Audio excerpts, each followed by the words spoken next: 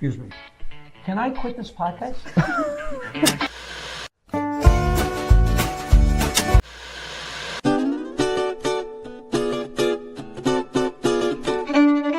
I told Eddie Murphy to stay in college so he'd have something to fall back on. I get great advice.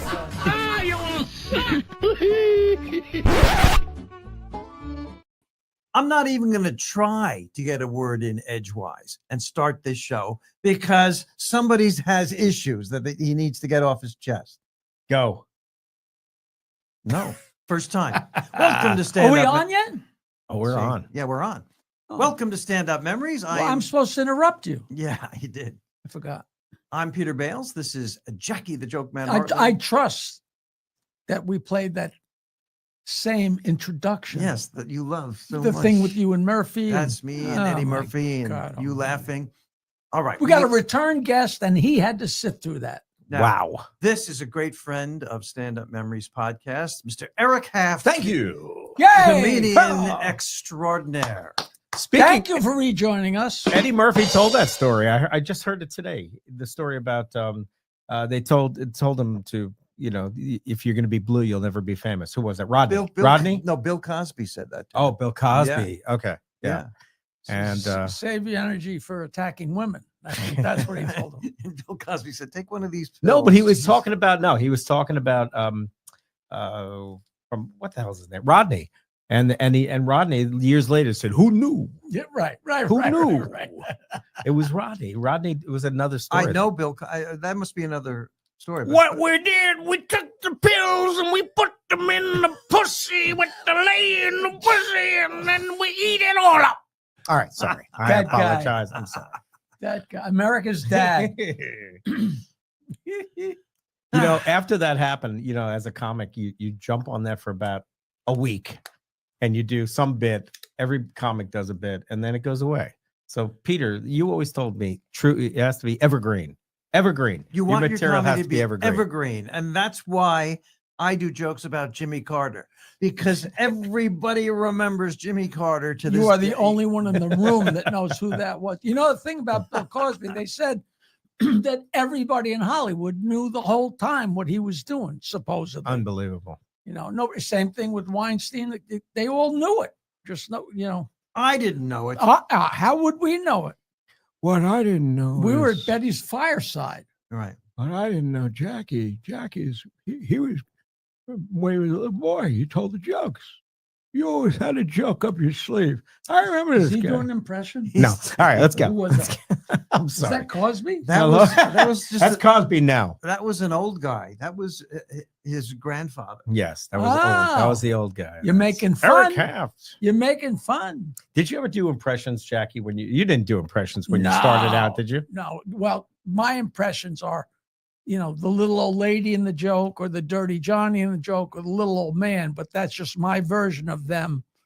You know, I'm not supposed to be interviewing you, but I have to ask. No, how many of the jokes that, like the thousands of jokes you've written? A lot of them. No, right? No. a You wrote smattering of them. some. A smattering of them. And once in a while, somebody will tell one when I'm playing Stump the Joke Man, or they'll come up to me and go to tell me a joke, and I'll be, what? Really? What were the odds? What are the odds? You know, which is fun. You know, I think it's amazing because as a kid, my aunts, my mother's side of the family were the dirty side, and my father's side were prim and proper.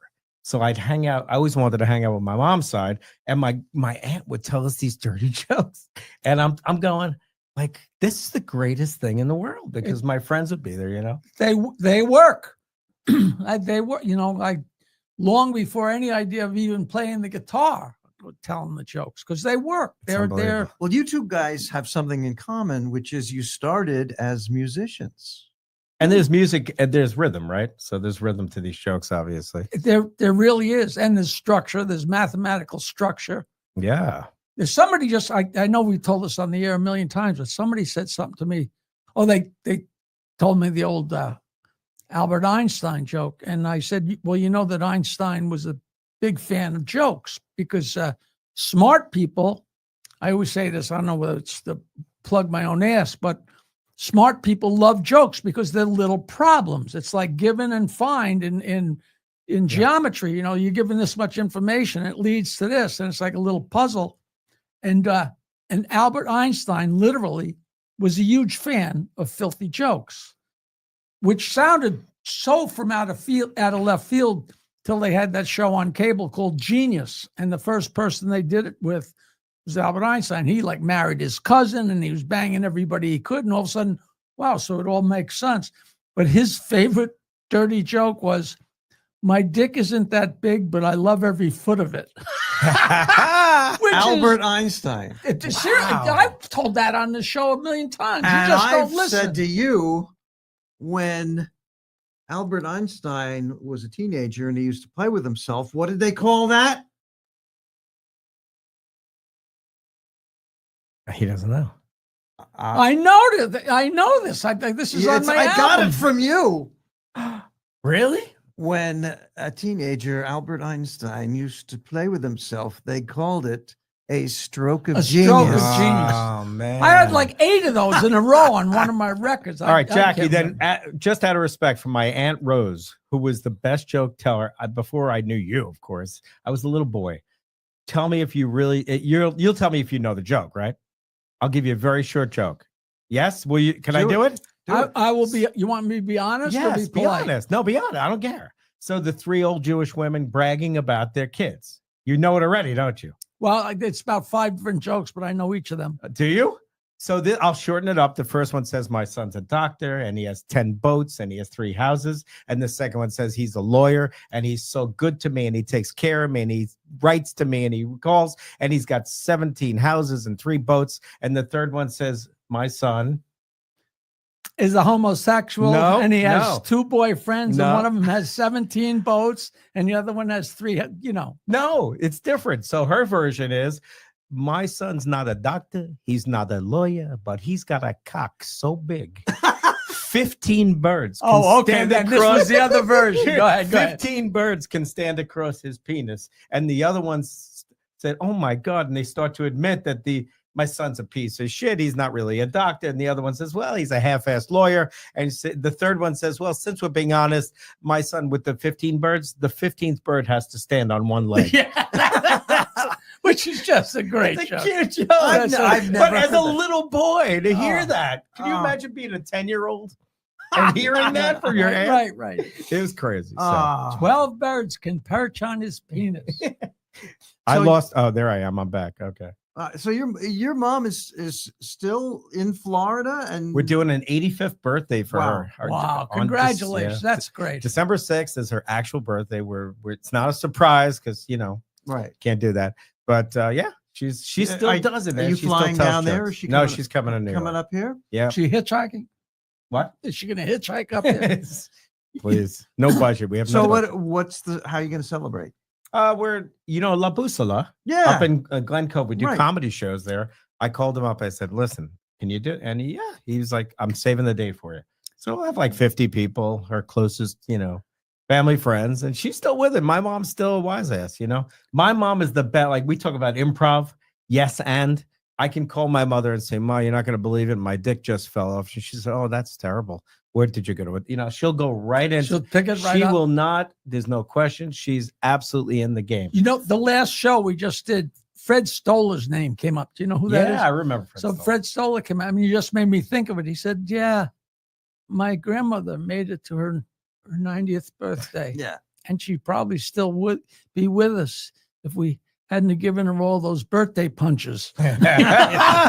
Which is so, remember that Yeah. we used to, I know. That was. but that hasn't, they haven't been doing that for 50 years. No, have they? no, but we all get it.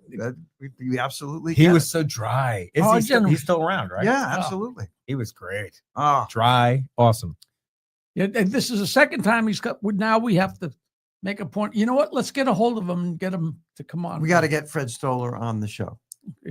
People don't know who he is. And then I say, he's the guy who couldn't remember Elaine's name in Seinfeld. And they instantly know who he Yes. is. So I heard you guys talking about with your what was Previous it? Bobby. guest, Bobby Bobby was on a Collins. couple of weeks Robert ago, Collins. and you're talking about laughs per minute, right?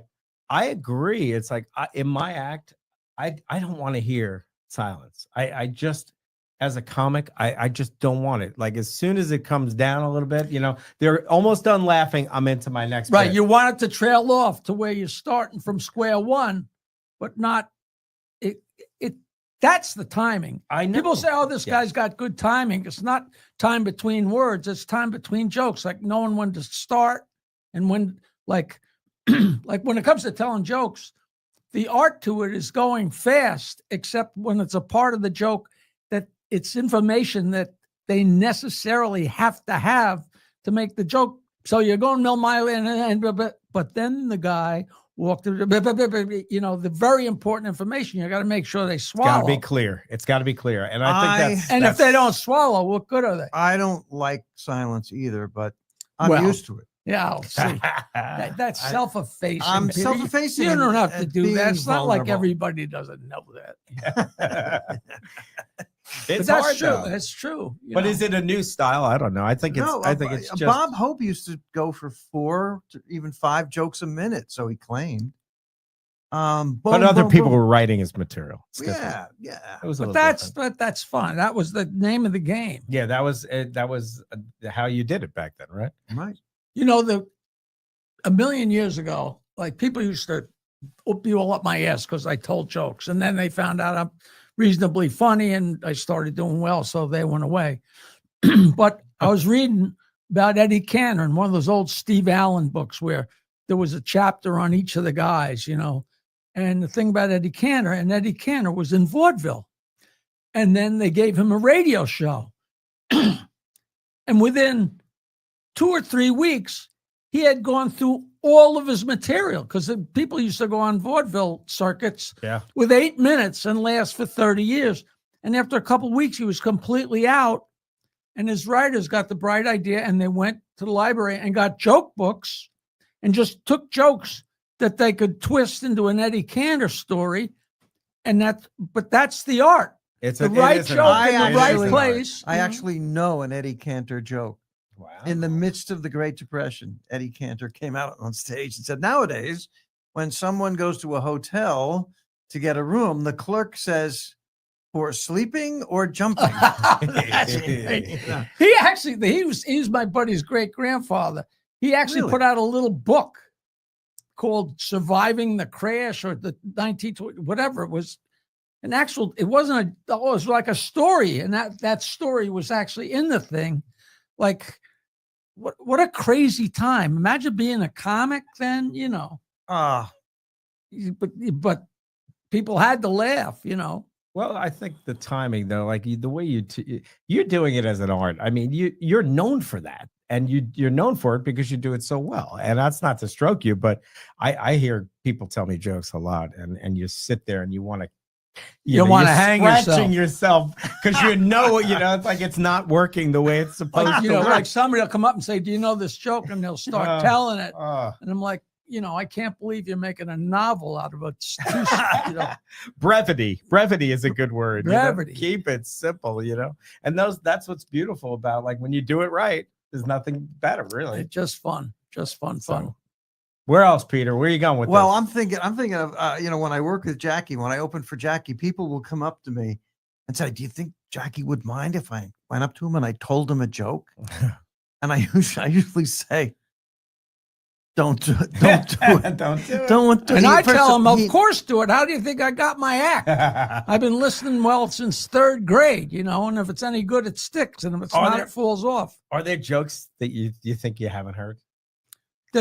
Of course there are. You've been stumped like recently or no? Yeah, it's been a while. All the time. And because there's so many godzillion I guess millions of jokes. But I like it when it's a one-time thing. And I've said this before on the show, but I can't resist.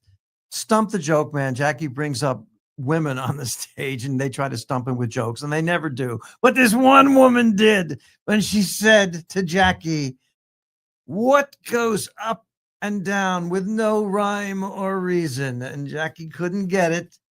And he finally said, okay, what is it? And she goes, your weight. Now, this is in the days on the Stern Show when I would go on Nutrisystem. So I'd be 175, and 2 months later, I'd be 200. And then 2 months later, I go on it again. And so that was actually are you old enough to have ever worked Club Benet? No. Club Benet was a monstrous mob room with dinner I and remember. all cash, and it was like 700 people.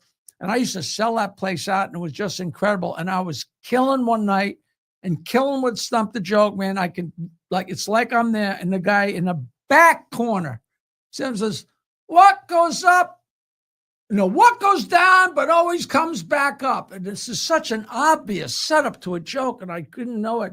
And he goes, you fucking wait. And they were all fans of the show. And I'm telling you, the roof lifted off. It was spectacular. That place, it was a mob joint. And they had all kinds of acts there. And Jay Black from Jay and the Americans was booked for the weekend. And they, it was all cash, and people came in and bought their tickets in advance because they didn't want to miss out on the show. And Tom, the owner, told me this the next time I was there, the week after or 2 weeks after. He said he got a call on Saturday morning. He had 2 shows that night with Jay Black, sold out to the hilt, like 700 people times however much they were paying. And John Gotti had called him up and said, listen, I need you to come sing at my daughter's wedding, my cousin's wedding, whatever. And you just didn't say no. And Jay was all wound up, and Tom had to refund all those people's money, man. and they were pissed off and just crazy. But this is the business we have chosen. But they paid you in cash, in 20s, you go home with a fistful. In my first year of comedy, and I took Peter's class, everybody, a chance for a plug. This is Stand Up You University. forgot to plug I your did. Stand Up stupid University class. brought to you by StandUpUniversity.com if you want to start out in comedy right here on Long Island. Eric, we take credit at Stand Up University for Eric Haft. and his I success. was stupid. Then they taught me comedy. Hey, I will give you credit where credit's. It's a great class. thank And you. people take it 2-3 times. Yeah. Yes. And I, for the life of me, don't know why you haven't taken it. But it's really good. And if you're interested in even doing it for fun, it's a great thing. Give it to your uncle for a birthday present. Oh, It's- yeah.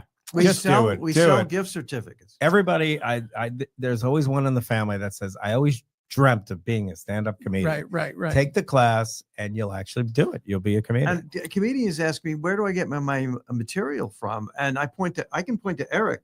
You mine what's close to you. You mine your family. And Eric's family comes alive in his act. Yeah. You have 2 daughters and a son. Mm-hmm.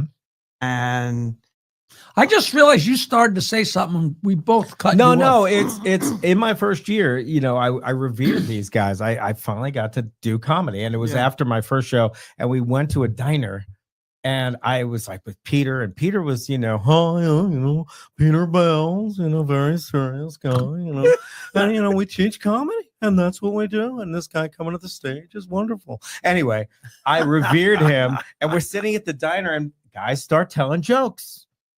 And I told a joke, and Peter laughed so hard that I felt like my heart just sang. I was like, I made Peter Bales laugh. Wow. I haven't done that yet. No, but it was like as a brand, even though I was freaking 40 years old, I started very late in comedy, but I made the guy laugh. So there's something about, these jokes. actually, I want to compliment Jackie. When you're on, you don't know where I am. I'm in the back watching your act, and I know your act well, and I know the jokes well. I enjoy watching next to somebody because this is what I do when you're coming up to a punchline.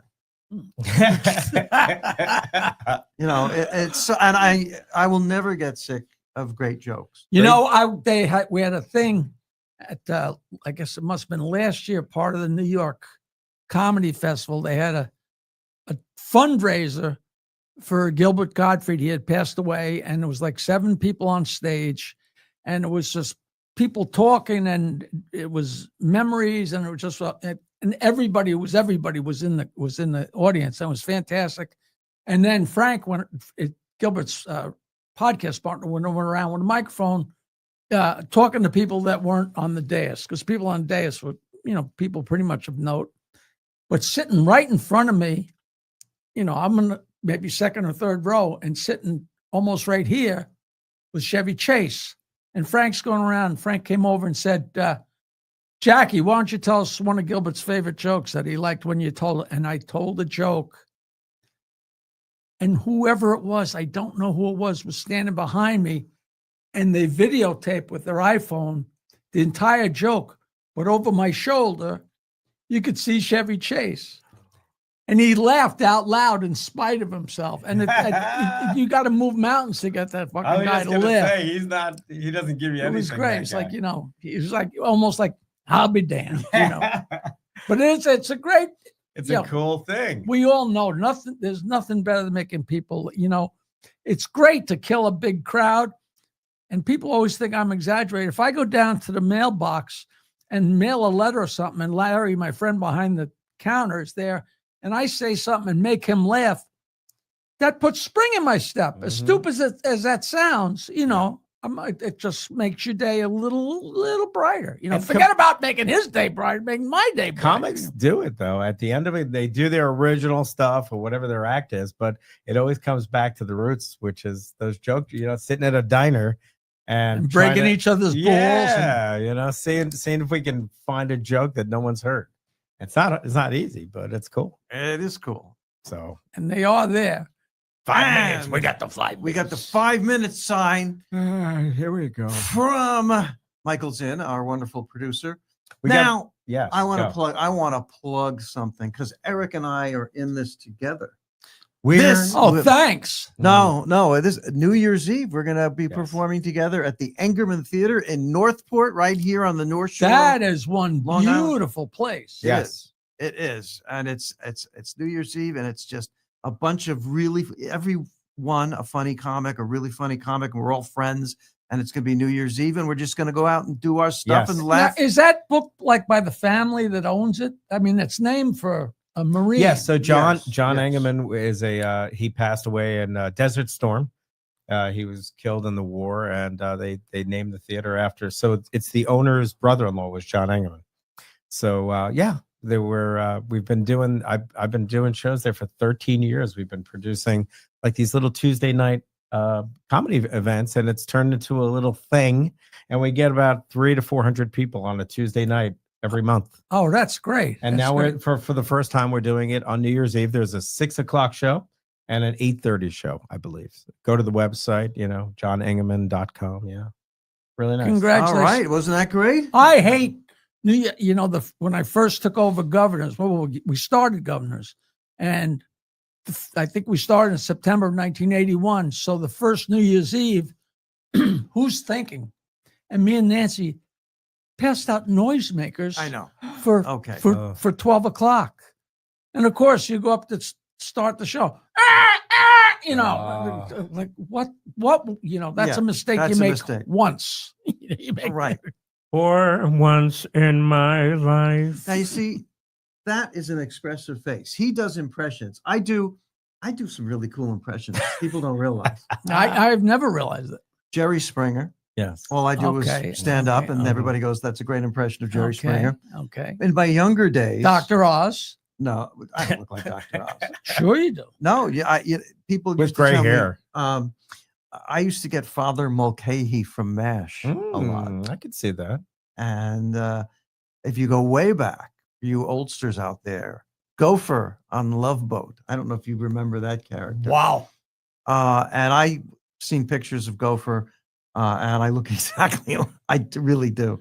Jackie, if you were with Bobby Collins in a room, all these famous comedians, what would be the most obscure joke you would try to tell? Give me one obscure joke that to try to all right, these are the heavyweights. Jerry Seinfeld's in the room. We were well, you always got to go very, very dirty to move those people. But we did Frank Santopadre's podcast the other day. Me and there's a kid that does Gilbert Gottfried. Frightening. Wow. I mean, frightening. Like when we were doing that thing at the New York Comedy Festival, all of a sudden Gilbert came over the intercom and everybody's looking at each other. And this guy, so him and me and Billy West from the old Stern show. Oh, wow. And Frank says, all right, you got to leave us with one that would have killed Gilbert if he wasn't dead already. And I told him, this guy's teaching his grandson how to jerk off. And his grandson says, Grandpa, this doesn't feel that good. And he says, wait till it's your cock. All right. This is a family Sorry, show. folks. He asked me. You saw him ask me to do that. But that's, you know, made me laugh. and that's, you know, that knocks the comics off their seats. It just I does. told I've Jack- never heard it. It's I great. told Jackie a joke he'd never heard before from a joke book in the 1890s that came out in the 1890s. A couple sitting together on a summer night out on their porch, and the wife is listening to the church choir rehearsing in the distance, and the husband is listening to the crickets in the field. And the wife goes, "Isn't that a beautiful sound?" The husband goes, "Sure is. They do it with their legs." I don't remember that. That's an 1890s. That's wonderful. Wow. That's a blast from another 2 centuries ago. There's nothing better than the old folks joke where the old man sitting on the porch with his wife and he squeezes her hand and she squeezes back. And the next night they're sitting on the porch and he squeezes her hand.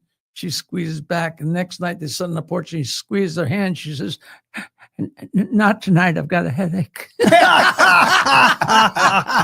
Hey, you know what? We're on Strong Island Television. So are we. We are. That is the television network that we're on, Strong Island Television. And our show is produced at Paradise Studios right here in Massapequa. And Chief in charge. Chief in charge, Bobby Lacera. He's Bobby great. Lacera. He makes it work here. If you have any video podcasting needs, there are so many studios here, super modern, up-to-date equipment. He can make anything work for you. It's a great place. Great, Paradise great Studios. place. Thank you for having me, guys. Thanks for was coming back, fun. and we expect you to come again because this flew by. It was nice. Flew by. It was great. Yes, Thank you. Eric Haft, as I said at the beginning, I'll say it at the end, a great friend of stand-up memories and a terrific comedian. And we will be appearing you can see both of us Yes. at the same time Yes. at the Engerman Theater. I'm going to come heckle. Maybe Jackie will come surprise us. I will come heckle. One Tuesday, we'll have to have him surprise the I audience. I would love that. I'm still waiting for my phone call. Oh, shush. 13 You're too years. big. You're too big. No, All right. but now that I know, That's something I've never heard. Is it in? I think we're done. Say You know good what? night, Dick. Silent You know what night. song I sing these days when I am trying to have sex? What? It's a song by Cher. If I could turn back time. Wow. Oh, that's so sad. I'm shocked that you even know that That's song, so Peter. sad. Holy mackerel. Wow. All right. It sounds like you need one last joke. Romeo. We do. Romeo, Who's got that one last joke? So give me a subject. Any subject. How about the subject of divorce? So a guy's out to dinner with his wife. He says, Sylvia, it's your 30th wedding anniversary. What do you want? A Rolls Royce? A mink coat? What would you like?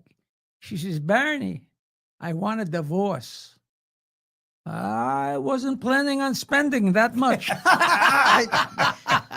I did not see that coming. That's a great joke. That's awesome. Mr. Eric Haft has been here. Thank That, you. of course, was Jackie the Joke Jackie. Man Martling. Hey, And I am Peter go to Bales. jokeland.com.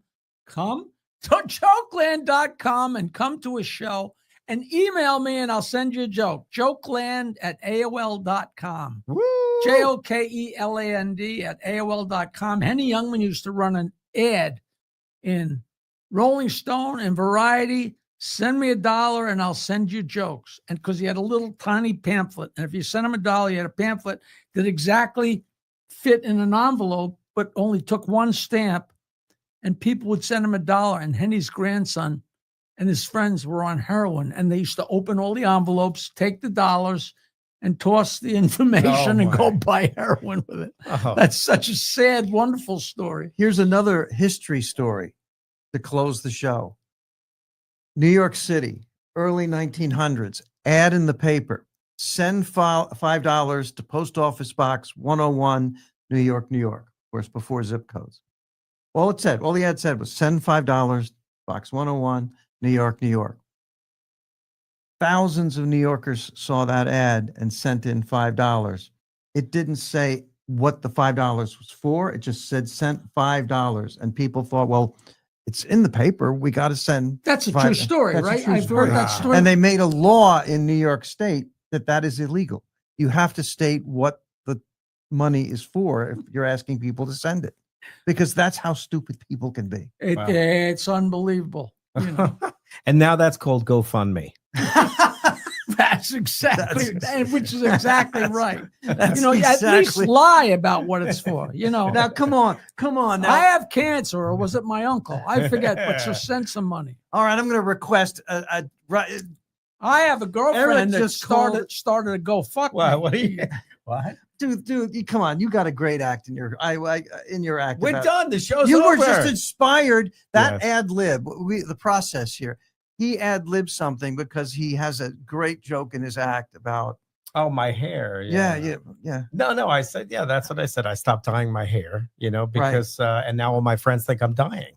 And they're like, dude, we started, are you dying? We started a GoFundMe. I said, what are you? My wife found out and she said, you better stop that. That's illegal. They're collecting money. There's nothing wrong with you. I said, I know they're up to $40,000. She said, you better lie down. You don't look good. That's what I wanted to hear. All right. Eric Haft, Yeah. Jackie, the joke man, Martling Peter Bales. This is the real sign off. So the wife says, honey, I just took a shower and shaved my cooch. You know what that means? He says, yeah, now the drain's going to be clogged up. We'll see you I next. couldn't let him get the last laugh. No, you couldn't. Who's got the last laugh now? Come again. We'll see you next time on Stand Up Memories.